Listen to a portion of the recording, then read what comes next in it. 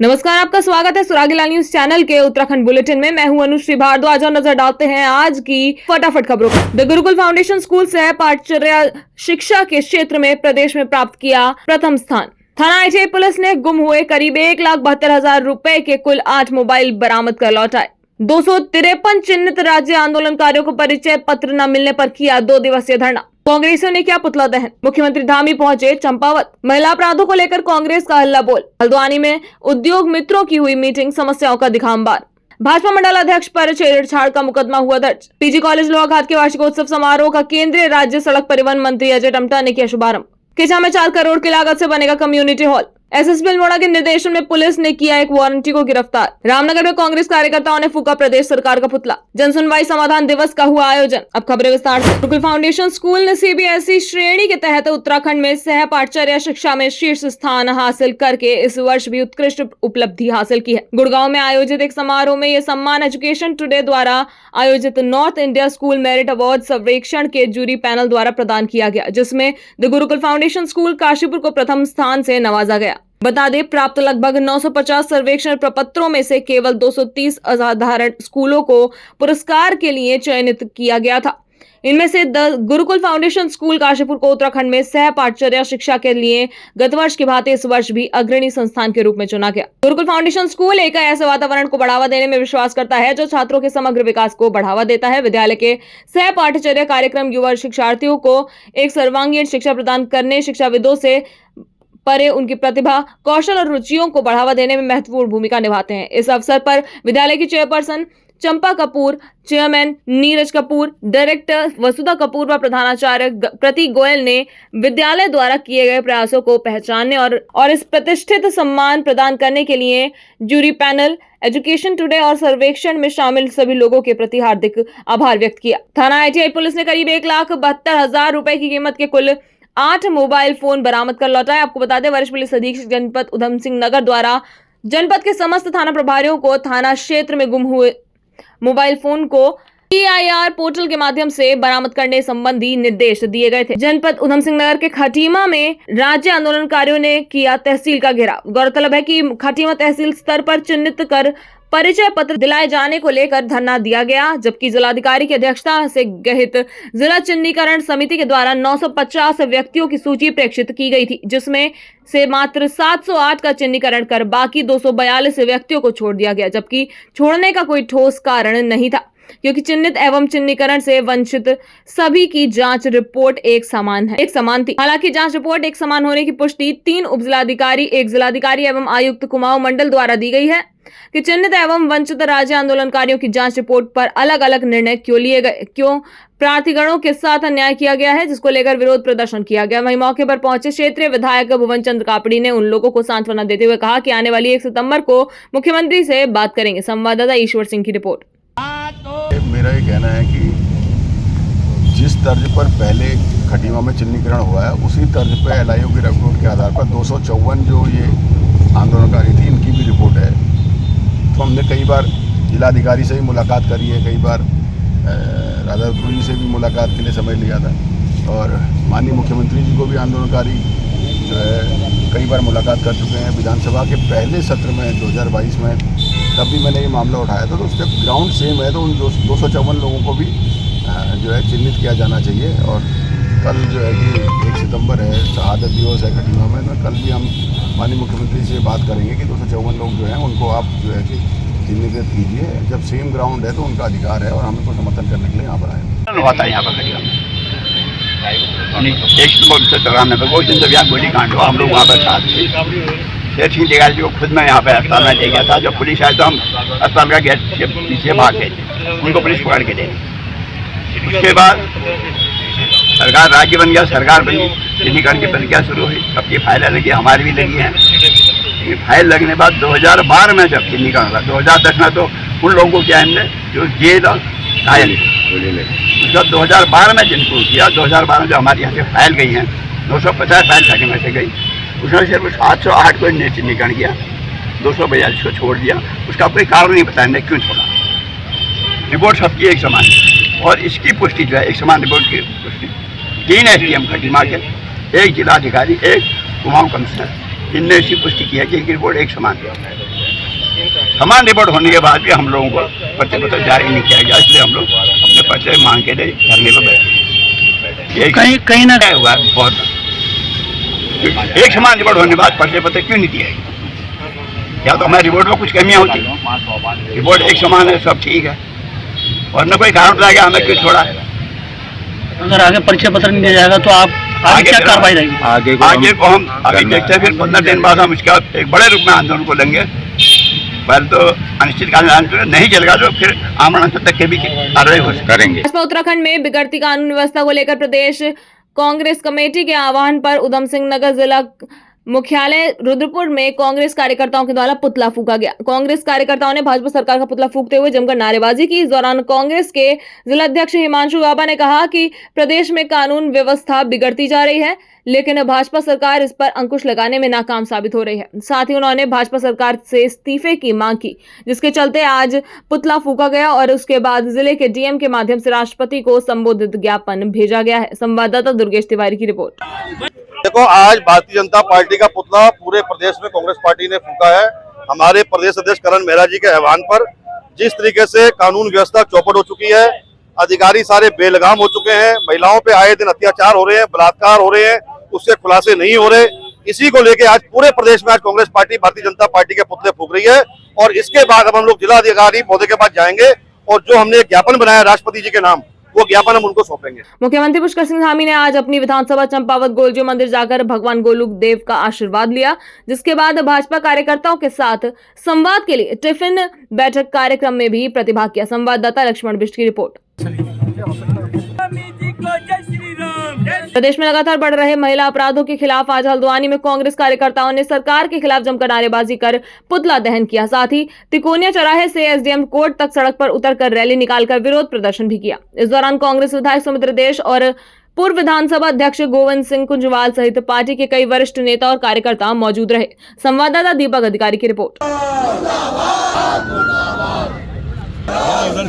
देखिए, हमारे देश में लगातार हमारी बहनों पर, महिलाओं पर जिस तरह की बलात्कार की घटनाएं होते जा रही हैं, तो उसको देखते हुए आज कांग्रेस ने जो है एसडीएम के कार्यालय तक मार्च रखा है और उसको एक ज्ञापन देना है। और ये साफ है कि भारतीय जनता पार्टी की सरकार में लगातार इस तरह की घटनाएं बढ़ती जा रही हैं और वो इस अपराध को दबाने के लिए कोई ठोस कदम नहीं उठा पा रही। अभी आपके देहरादून में बस में कांड हुआ था, उसमें सारे रोडवेज के कर्मचारी लिप्त हैं, उसके बाद भी भारतीय जनता पार्टी की सरकार कोई एक्शन नहीं ले पा रही। इसी प्रदेश में लगातार घटनाएं होने, चाहे रुद्रपुर की हो, हमारे पहाड़ में चंपावत की हो, दूसरी जगह की हो, तमाम घटनाएं यहाँ भी प्रतिदिन हो रही हैं उत्तराखंड में। उसको दबाने का कोई प्रयास नहीं कर रही है, जिसके कारण ये घटनाएं बढ़ती जा रही है। ये लगातार प्रदेश में महिलाओं के प्रति हिंसा बढ़ती जा रही है। एनआरसीबी की रिपोर्ट का हम बार बार हवाला दे रहे हैं।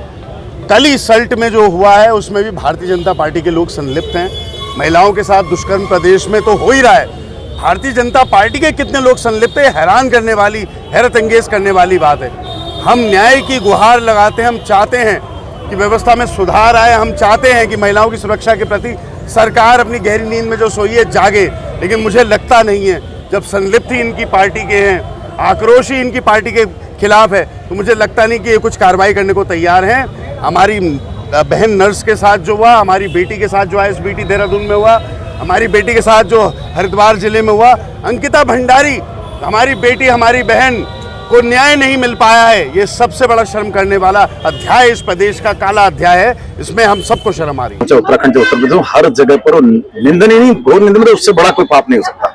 बट भारतीय जनता पार्टी का जो सिस्टम बन गया ना, इनको ये पता है कि मेरे आका मुझे बचा लेंगे। जिस तरह अंकिता हत्याकांड में जो रियल जो जिन्होंने बलात्कार किया था वो बचे ना, उससे इनकी पूरी हिम्मत बन गई है। तो भारतीय जनता पार्टी उनका मंडल अध्यक्ष सहित सारे कार्यकर्ता वो सोच रहे हैं हम जो भी कर दें, बच्चों को बलात्कार कर दें, किसी की हत्या कर दें, किसी को मार दें, किसी को बेरोजगार बना दें, हमारा कोई कुछ नहीं कर सकता। उसी की परिणति है, लगातार राज्य के अंदर बलात्कार होते जा रहे हैं। इनको रोकना पड़ेगा और इनको जाना ही होगा, इस राज्य से इनको खत्म करना होगा।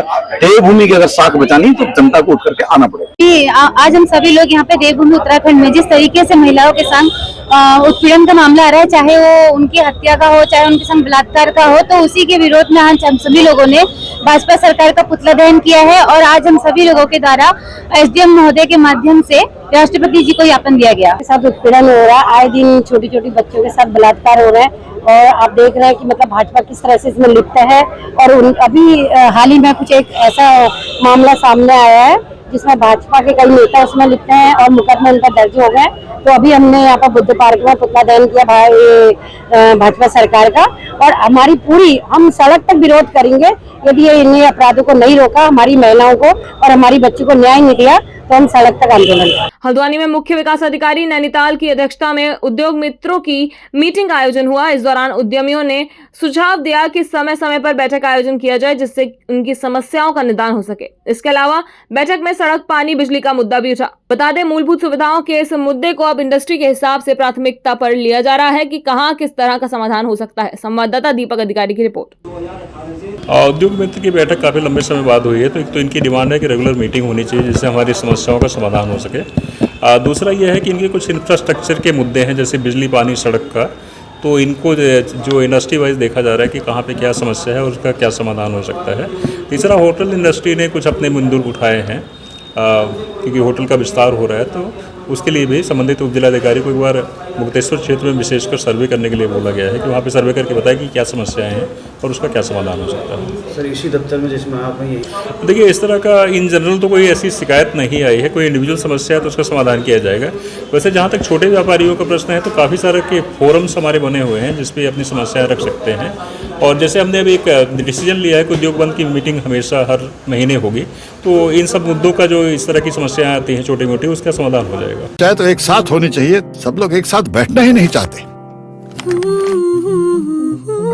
पापा, ट्राई दिस। लो, सब लपक लिए।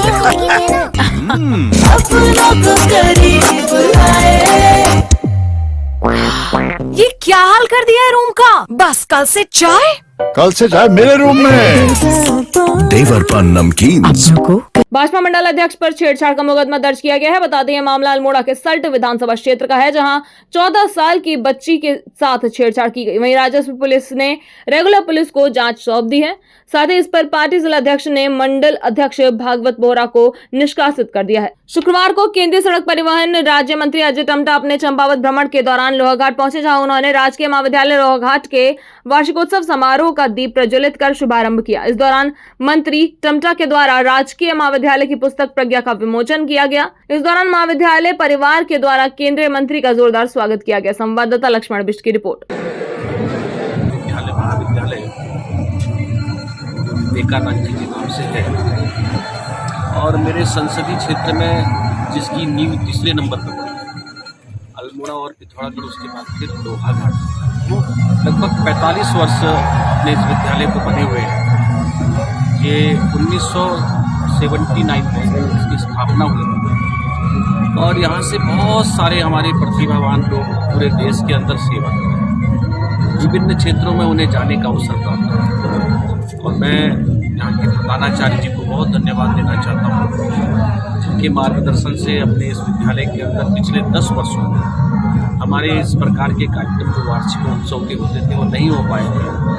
उन्होंने काफ़ी प्रयास किया और उनके साथ में सभी सहयोगियों ने सबने मिलजुल करके इस प्रयास को सफल किया और बहुत सारे अवार्ड फंक्शन हम दे पाते हैं। हम एक मंच के माध्यम से बच्चों का मनोबल बढ़ा सकते हैं और बच्चों का मनोबल बढ़ता है तो आने वाले जो नए बच्चे आते हैं उनको भी एक प्रेरणा मिलती है। इसलिए मैं आज के इस कार्यक्रम में शामिल हो पाया हूँ और लगातार मेरे कार्यक्रम भी है इधर अपने संसदीय क्षेत्र में। मैं बहुत सारी बधाई देता हूँ अपने इस विद्यालय के लिए, चूँकि मेरे उच्च शिक्षा मंत्री जम्मू कश्मीर में है, बात नहीं हो पाई। 4 यहाँ पर MA के सब्जेक्ट की बड़ी मांग है। BA में लगभग सभी विषयों में यहाँ पढ़ाई की जाती है। बहुत हमारे सभी प्रोफेसर्स, सारे लोग यहाँ पर बहुत क्वालिफाइड हैं जिनके मार्गदर्शन से हमारे बच्चों का बहुत उज्ज्वल भविष्य बनता है। मगर मैं पूरा विश्वास देता हूँ कि सबने इस ऐतिहासिक महाविद्यालय को, जिसकी बहुत ही सारी प्रतिभाएं पूरे देश में काम कर रही हैं, इसके उसके लिए सरकार के माध्यम से चाहे केंद्र और राज्य सरकार के सहयोग से उधम सिंह नगर जिले के किछा विधानसभा क्षेत्र में करीब 4 करोड़ की लागत से कम्युनिटी हॉल का निर्माण करने की कवायद शुरू हो गई है। चीनी मिल प्रशासन द्वारा एनओसी जारी किए जाने के बाद कम्युनिटी हॉल बनाने का रास्ता साफ हो गया है। किछा विधायक तिलक राज बेहड़ ने तमाम विभागीय अधिकारियों के साथ मौका मुआयना किया और जल्द ही सर्वे का काम शुरू होने की बात कही। मुख्यमंत्री पुष्कर सिंह धामी द्वारा किछा क्षेत्र के विकास के लिए की गई घोषणाओं में कम्युनिटी हॉल का निर्माण करने की भी घोषणा की गई थी। विधायक तिलक राज बेहड़ ने किछा विधानसभा के खुरपिया में प्रधानमंत्री नरेंद्र मोदी द्वारा स्मार्ट सिटी बनाए जाने को मंजूरी दिए जाने पर पीएम मोदी तथा मुख्यमंत्री पुष्कर सिंह धामी का आभार जताया। संवाददाता राजू सहगल की रिपोर्ट। अब मैं धन्यवाद करता हूँ चीनी मिल विभाग का और विशेष रूप से सौरभ बहुगुणा जी का, माननीय मुख्यमंत्री जी का, कि आज कल हमें ये पत्र प्राप्त हुआ है एनओसी का, जो मैं आपके सामने दिखा सकता हूँ। शुगर फैक्ट्री चीनी मिल ईडी मरतोलिया जी की तरफ से कि हम 2 एकड़ ज़मीन आप इसमें से ले सकते हैं।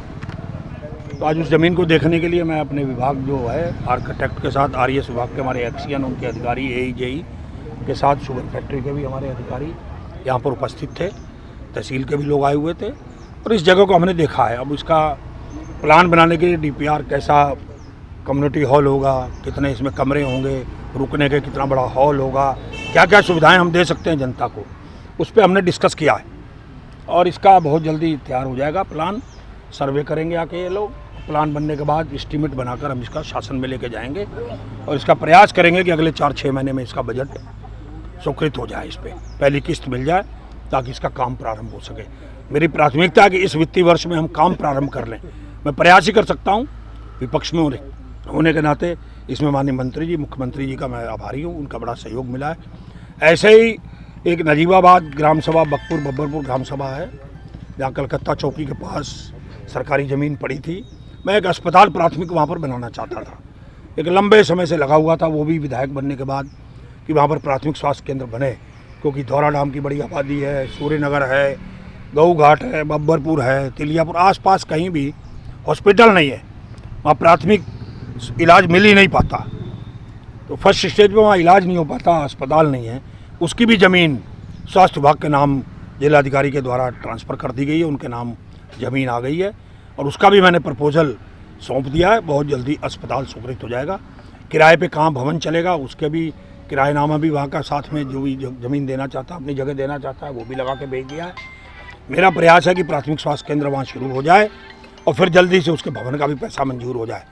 तो ये 2 काम हमारे आगे बढ़ रहे हैं। तीसरा, वरिष्ठ पुलिस अधीक्षक अल्मोड़ा देवेंद्र पीछा द्वारा समस्त थाना प्रभारियों को न्यायालय से जारी गिरफ्तारी वारंटों में संबंधित वारंटी अभियुक्तों की 100% गिरफ्तारी हेतु सख्त निर्देश दिए गए हैं, जिसके तहत सीओ विमल प्रसाद के पर्यवेक्षण व थाना अध्यक्ष चौकुटिया सतीश चंद कापड़ी के नेतृत्व में चौकीदार पुलिस के नेतृत्व में पुलिस टीम ने मोटर वाहन अधिनियम से संबंधित वारंटी अभियुक्त को गिरफ्तार किया। उत्तराखंड में बढ़ते महिला अपराधों के खिलाफ शनिवार को कांग्रेस कार्यकर्ताओं ने रामनगर में प्रदेश सरकार के खिलाफ सड़कों पर उतरकर प्रदर्शन करते हुए सरकार के खिलाफ नारेबाजी की, साथ ही रानीखेत रोड पर प्रदेश सरकार का पुतला दहन भी किया।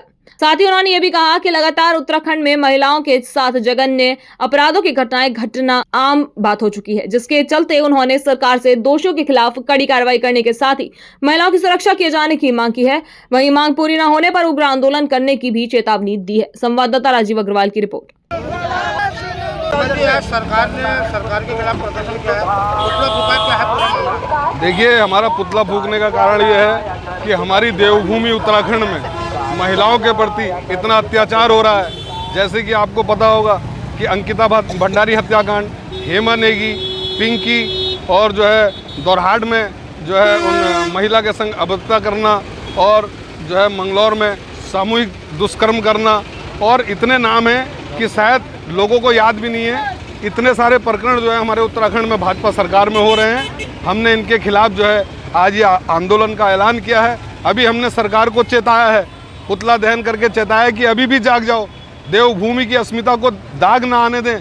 ऐसा करने के लिए अगर उन्होंने फिर भी इस पर सरकार चेती नहीं तो हम और उग्र आंदोलन के लिए तैयार रहेंगे।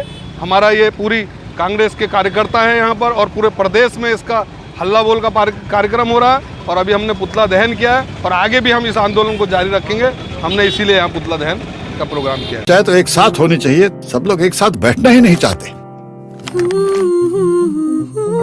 पापा ट्राई दिस। लो सब लपक लिए।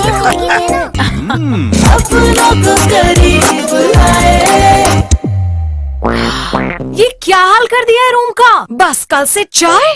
कल से चाय मेरे रूम में। देवर पान नमकीन।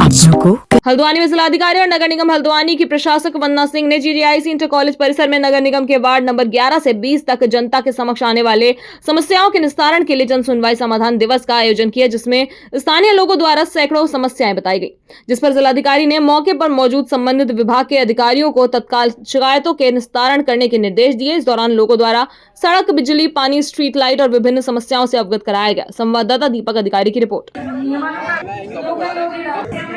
नगर निगम के जो 60 वार्ड है उसमें हर 10 वार्ड पर एक कैंप के लिए हम लोगों ने रोस्टर बनाया था, जिसमें 1 से 10 वार्ड का कैंप पिछली बार काठगोदाम में हो गया था। आज दूसरा कैंप हम लोगों ने यहाँ किया था, जिसमें काफ़ी सारे लोग 10 वार्डों से अपने अपनी शिकायतें, समस्याएं लेकर आए। कुछ इंडिविजुअल भी आए, ज़्यादातर सार्वजनिक जो समस्याएं हैं वो लोगों ने आज यहाँ उठाए हैं। विभागीय अधिकारियों को निर्देशित भी किया गया है। कुछ लोगों की समस्याओं के लिए विभाग ने जानकारी भी दी है कि कुछ प्रोजेक्ट सैंक्शन हुए हैं, उनके विषय में बताया भी है। जो व्यक्तिगत शिकायतें थी, किसी की समाज कल्याण से है या आधार कार्ड की समस्या है या विकलांग प्रमाण पत्रों की समस्या है, इस तरह के मामले भी यहाँ लोग लेकर आए हैं, उनको भी सॉर्ट आउट कराया गया है। आगे भी हम लोग बचे हुए जो 40 वार्ड हैं उन पर 4 कैंप और लगाएंगे। इसके बाद जो जिन वार्डों को हमने कवर कर लिया उनमें फॉलोअप के रूप में भी छोटे कैंप विभागीय अधिकारियों के साथ प्लान करे जाएंगे। तो इसमें जनता की जो समस्याएं हैं उसका मुख्य उद्देश्य यही है कि विभाग अपनी योजनाओं की जानकारी दें और लोगों की जो छोटे छोटे इश्यूज़ विभागों से डेली ना मिल पाने के कारण समाधान नहीं हो पाते, वो चीज़ें सॉल्व हो जाएं। मेरा एवरी वीक कैंप जो है एक पहाड़ में लगता है, गांव में लगता है। अभी हम बुधवार को हमने मौना लुइशाल में बिल्कुल जनपद के अंतिम सीमा पर कैंप लगाया। उससे पहले गोनियारों में कैंप लगा, उससे पहले जोली में कैंप लगा, उससे पहले मिडार तक कैंप लगा था। तो ओखलकांडा है, धारी है, बेताल घाट है, खनस्यू है, रामगढ़ है, इन एरियाज़ में मैं लगातार कैंप कर रही हूँ।